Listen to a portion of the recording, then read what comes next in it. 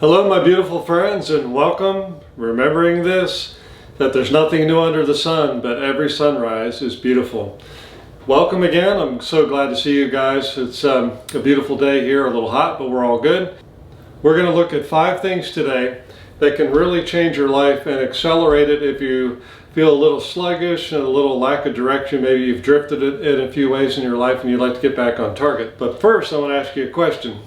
If I can make you have a little smile, would you subscribe to my channel by hitting that little subscribe and maybe the like button? My eldest daughter came to me one day and asked me, "Dad, I feel like my spouse and I are not communicating great, and I'm wondering, how can you tell if you're putting off important discussions with them?" And I looked deeply into her beautiful blue eyes and I said, "You know, sweetheart, let's talk about this weekend." Anyway, if I even got a hint of a smile, please hit that subscribe and that like button, and more importantly, share it with somebody that you think would like to join the conversation. I know that many people usually or often just watch the first few minutes of a video. I'm going to get right to the main point in the beginning, and that way you can get the main point. And if you like it and you want to watch the rest, please do.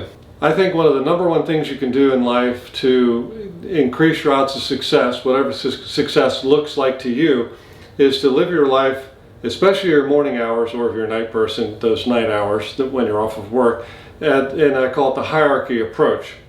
If there are things that you like to tell friends and family that you wish you could do, like in the quiet times when you're having discussions or whatever, and you tell your friends, "I wish I could play guitar," or "I wish I had more money," or "I wish I didn't have credit card debt," "Wish I could get a date," "I wish I could play the xylophone."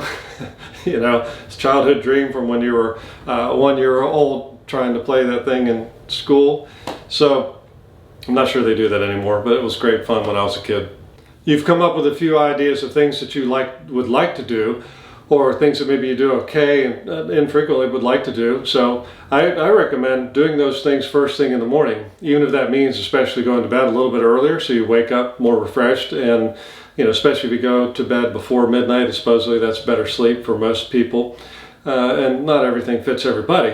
It's simple just to say, wake up and do the things that are difficult, or wake up and do things that you would like to do, but then people would say, "Well, I don't have time." It's very difficult to get good at something without putting time into it, right? There's that famous phrase, and now it's a cliche, but it's also part of an advertising for Nike, "Just do it," comes to mind. And it doesn't take much. You just need to make it a little commitment and start with little things. I want to share with you my morning routine at the present time. Now this changes all the time because I'm always changing my interest in whatever, but right now I get up in the morning and the most important thing, especially the people that know me, is I make an espresso. Well, I drink a big glass of water. Then I make my espresso, I sip that, and life is good for at least a couple hours. I take my vitamins. And then when I'm done that, I feel pretty good. I take my water, another water, and my caffeine, another espresso, and I go down and I do some light stretching and light working out. I don't work out heavy like I used to, but I do some stretching, and I use a few dumbbells and some bands and things to kind of stretch and keep where I can sit upright most of the time. When I'm finished my exercise, or during my exercise, I actually catch up on news. Now I have, this is a benefit, a little extra here. When I watch news, I'm very careful. If it's a very negative news, I might read the caption or listen to the beginning, and then I turn it off and find something else. I found a few news broadcasters that insert humor into their news, and it helps a lot. You get the topic without the tragedy. Tragedies happen every day and they're sad, and we as individuals need to help those around us, and that's the best way to lift the world. There's not much we can do about tragedies everywhere. So to worry about all these different tragedies, really, unless you're a very unusual person, will bring you down. Occasionally during my workout, I am known to do a little bit of dancing with some music on, and I'm sure most of the people that watch this video don't want to see me do that, but I have a lot of fun doing that. When I finish my working out, I come upstairs, I pull out my guitar, and my commitment is, often I don't feel like doing that because I'm pretty energized when I finish working out, and my inclination is to go right to work. But instead, I pull out my guitar. I only promise myself I'll play for a couple songs or 5 minutes. Sometimes it turns into 15, sometimes 45, very rarely 45, but 15, 20 minutes. And on the weekends, it could possibly be longer. Speaking of the weekends, my Saturday and Sunday routine is often quite different, maybe even Friday, depending on how I feel, how successful I feel like my week was leading up to that point. I will often take time Saturday morning. I still get up, I still do exercise, but I do much lighter exercise, and it's usually shorter. And then I will come up and I will email a note to somebody I care about, or somebody from some venue that needs some encouragement, something that I can share that may lift them up, an experience, or just you're doing great, keep going. It takes a little bit of time, and it's when you're kind of plagued with a little bit of ADD, it takes a little concentration, so it's good for your mind to go ahead and do it, and that's what I do. So I enjoy that very much. If this seems silly or little to you, I promise you it's not silly or little, and over time you will be so impressed with what you can do, what you can get done in a day, or not in a day, but what you can get done over time. You'll get a little better at guitar, or you will get a little better at writing, or you will get a lot better at exercising. Believe me, exercising hard one day is not going to do you much good. A little bit of exercise every day over months does a lot of good. Okay.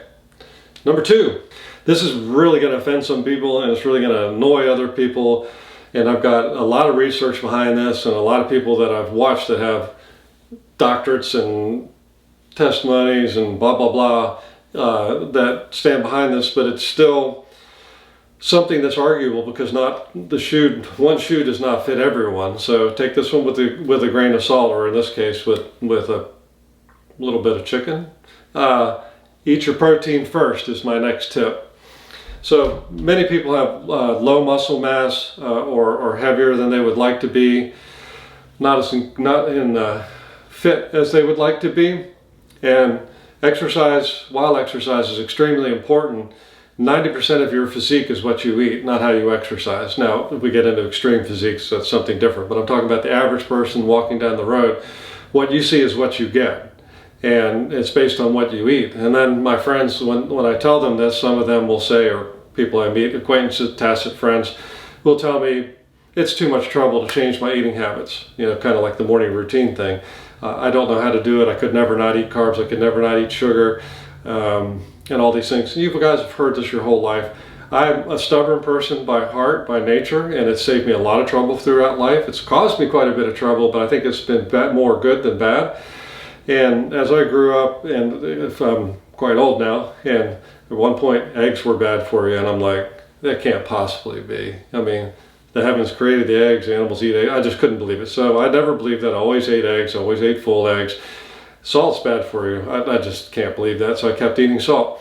And I'm not saying get doctor's opinion, you have high blood pressure, whatever, don't listen to me, but I'm just saying that what comes in nature is often good, and how nature reacts within nature is often good. So the tip is to eat your protein first. And you want to eat carbohydrates, you want to eat a dessert, okay, you can do those things. I'd rather you do them a lot less than you're doing them if you're doing them often. But if you eat protein, whatever that protein is for your meal, 5 to 7 ounces of protein or more, depending on how much you exercise, you eat that before you eat anything else, and make sure you add a little fat in there. If there's not fat on the meat, then eat a little. And if you're eating a protein like egg or cheese or dairy because you're vegan, or the one that eats fish but doesn't eat other animals, I forget what it's called, you can add butter fat or other types of rendered fat to get the fat that your body needs to create energy. 2 ways to create energy. You can create energy through carbohydrates, you can create energy through fat. Fat is the far superior way for most people, I believe, to live a healthy, long life. Protein and fat, burning fat, the more fat you burn, the quicker you burn fat, right?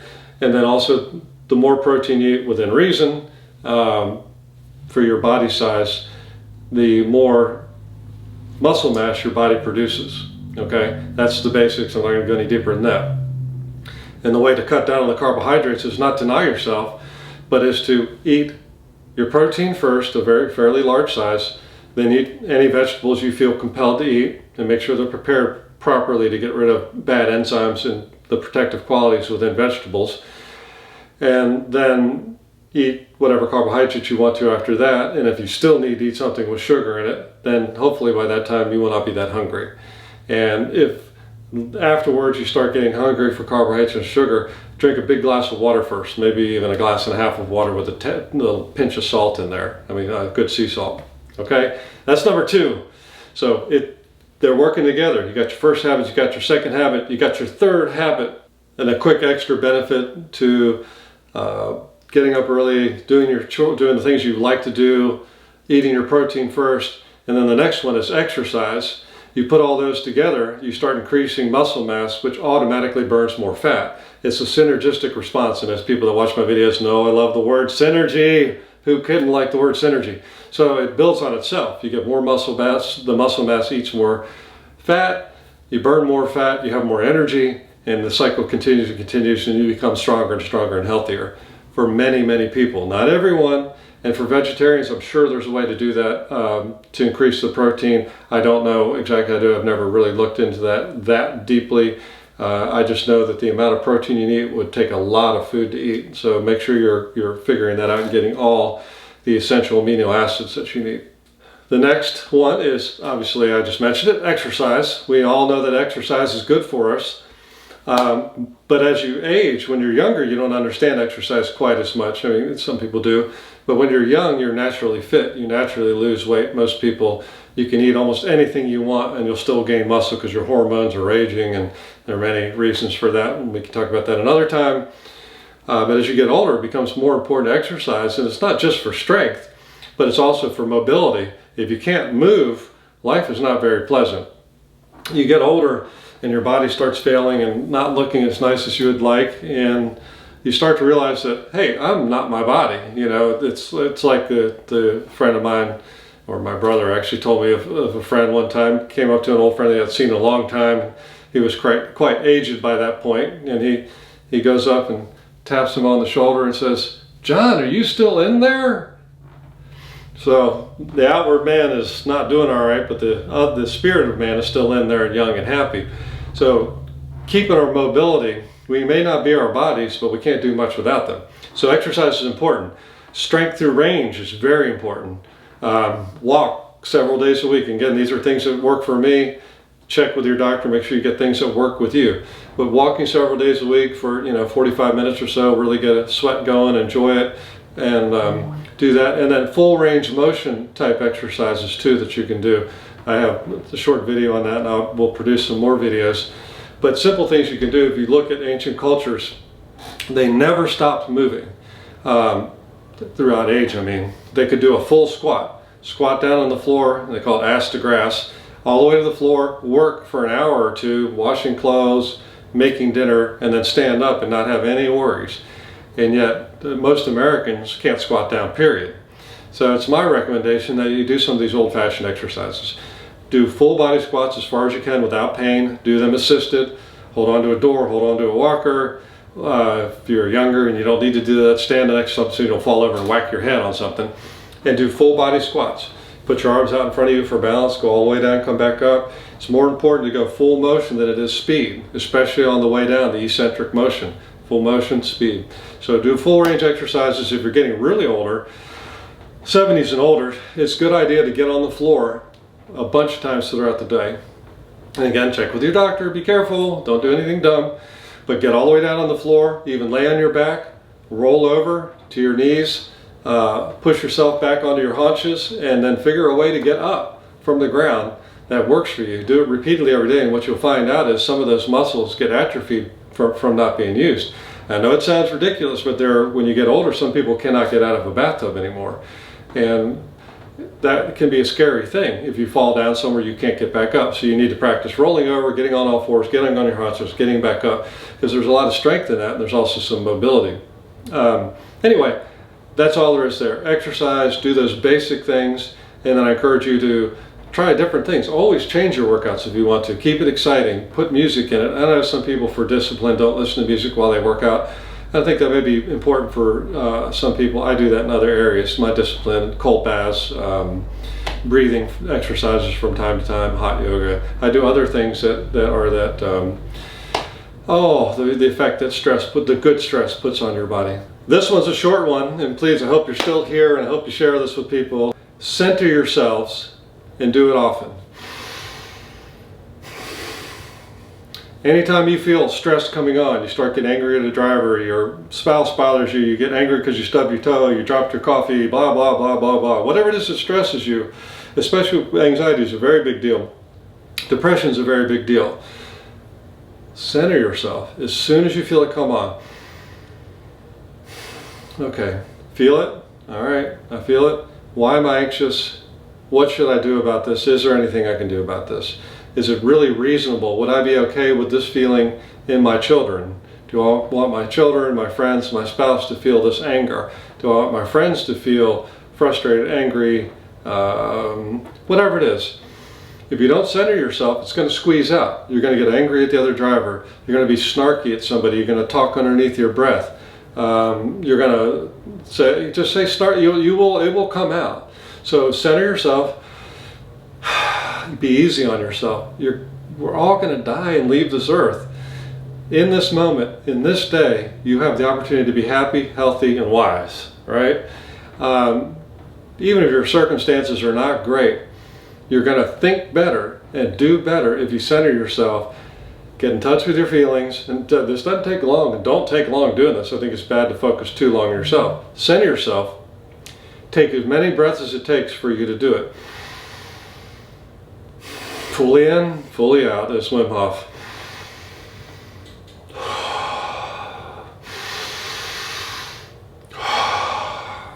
Do that up to 30 times. Now make sure you're sitting down in a chair where you're not going to fall over and hit your head again. And do that until you feel the anxiety go away. Up to 3, maybe 5 rounds of 30 can work. But again, you want to be laying on the ground or be supervised by somebody and check with your doctor if it's okay. But do it until you feel relief. You will learn, you will train your mind, you will train your body to feel stress coming on, and the automatic response will be, that's what you want. You don't want the anger. You don't want the snarky remark. You don't want the sarcasm. That makes life unpleasant for everyone around you, and it just robs yourself. You just spend all day anxious. Sometimes we can use anxiety, and sometimes I even use anger as motivation, and I understand that, but you got to be careful with that. You got to know what you're doing. Not that I know what I'm doing, but I'm just saying you don't want that to be your primary source of motivation, competition, even your primary source. Okay, that's that. And the last one is really almost the most important one, and it's called active listening. Active listening is getting attention off yourself. When you meet somebody for one whole week, I mean, you write it on a calendar, you print out a calendar on your phone, you check the day, I'll say, today, I am not going to ask anybody any personal questions or any questions that benefit me. I'm not going to do it. And a lot of you are going, what does that even mean? Some of you, maybe all of you, are saying, what do you mean by that? What I mean is, for 1 week, whenever you come up to somebody, whenever you sit with somebody, you have time, you say, how are you doing? How was your day? How's your family? How's your wife? How's your kids? How's work going? But don't ask any follow-up questions. If they answer with fine, fine is good. If they answer with a long dissertation of how their day was, you just sit there and go, oh really? That's good. So she really jumped out the window and then caught onto the awning and then did a double flip and landed on the street? That's amazing. So just listen to them. Don't search for things for yourself, validating yourself or getting information that may help you. Don't do that, because that's a form of control. That's okay sometimes. And the other aspect is people 99% of the time don't want advice from you, from me. If they want advice from you or from me, they would say, what do you think about this? Or can you answer this for me? Or what do you think about it? They will make it clear they're asking advice. If somebody goes, yeah, I really had a hard day at work, somebody took my coffee. Well, what are you doing leaving your coffee there? Blah, blah, blah, blah, blah, blah, blah, blah. It's about you. You want to share you want to share you. Or what did you put in your last investment? Oh, really? Did you make any money? Oh, wow. Man, I should do that. I'm so dumb. What's your next investment? It's like for a week. And that's okay when you're in that position and you're on equal footing. But for 1 week, it is just good to realize that we can be the servant of somebody else. And there's a guy that I listen to, a motivational speaker, blah, blah, blah, online, that says, his main phrase is, what in the world can I do for you? And he leaves it there. And people are kind of taken back by that. Like, what do you mean? What can you do for me? He's like, I'm happy to do anything I can for you. What is it you need? If I can do it and I can work it, I'll do it. What do you need? And he really means that. So that's the attitude I'm talking about. Put all 5 of these things together. Sounds like a lot, but they're all very simple things. You can just write them down on a cue card. I recommend having a whiteboard on your bedroom or bathroom wall and write the 5 things you'd like to do this week on it in super simple terms. Active listening, routine-based or hierarchy-based morning. I don't like alarm clocks, but I believe you want to get up early, you go to bed early. I mean, that's the best way to do it as far as I'm concerned. But if you want an alarm clock and you like it, put an alarm clock. So that's my talk for today and discussion. I hope you found it helpful. Love you guys. It's great to be with you. And as I like to say and always say in honor of my friend Wim Hof, all the love, all the power. God bless you guys. Bye.